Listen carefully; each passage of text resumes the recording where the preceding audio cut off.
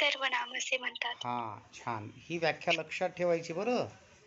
सजीव किंवा निर्जीव हो. यांना दिले गेलेल्या नावाला नाम असे म्हणतात आणि नामाऐवजी वापरल्या जाणाऱ्या शब्दाला सर्वनाम असे म्हटले जाते.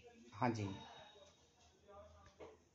मग त्यांची विभागणी सांगितलेली आहे इथं. पवनदेवः हे काय आहे? नाव आहे, म्हणून त्याला आपण नामाच्या कोष्टकात लिहिलं.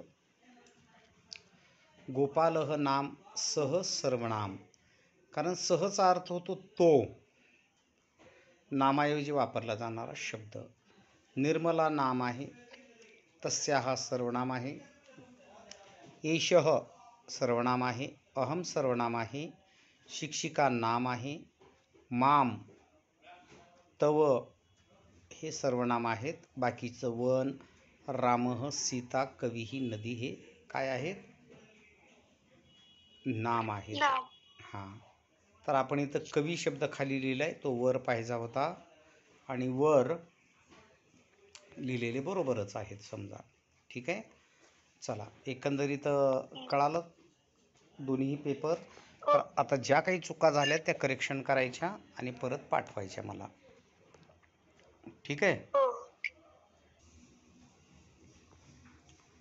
लिखाण करता येईल, उत्तरं वगैरे, आणि पुन्हा नंतर तीच फाईल आपल्याला PDF फाईल आपल्याला शेअर करता येऊ शकते बेटा.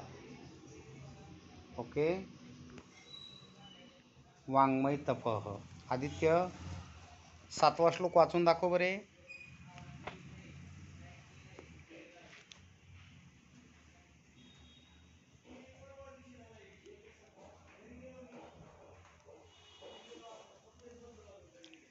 आचार्यात् पादमादत्ते पादं शिष्यः स्वमेधया कालेन पादमादत्ते पादं स ब्रह्मचारिभिः.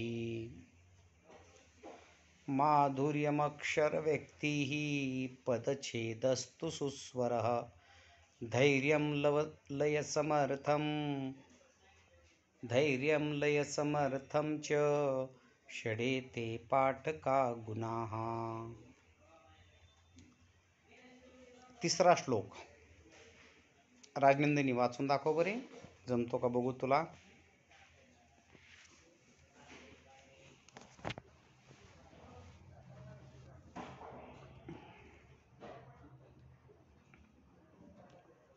राजनंदिनी वाचा.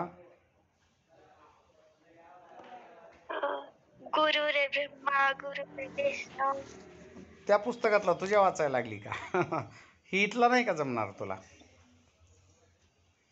जमेल, पण माझ्याकडे ते पुस्तक नाहीये. पाठ आहे का तुला श्लोक तो? बर बर, म्हणून दाखव. गुरुर्ब्रह्मा गुरुर्विष्णू गुरुर्देवो महेश्वरः गुरुर साक्षात परब्रह्म तस्मै श्री गुरुवे नमः. छान छान छान. त्याला कसं म्हणायला पाहिजे होतं? गुरुर्ब्रह्मा गुरुर्विष्णुः गुरुर्देवो महेश्वरः गुरुः साक्षात् परब्रह्म तस्मै श्री गुरवे नमः. हा तिसरा श्लोक म्हणून दाखवतो. नास्ति विद्या समं चक्षुः नास्ति सत्य समं तपः नास्ति राग समं दुःखम नास्ति त्याग समं सुखम. ठीक आहे. अशा पद्धतीचा हा श्लोक होता. संस्कृतमध्ये किंवा कुठलीही भाषा असो, आपण बोलत असताना स्पष्ट उच्चारण असावं, व्याकरणदृष्ट्या ते उच्चारण व्यवस्थित असावं हे अपेक्षित आहे.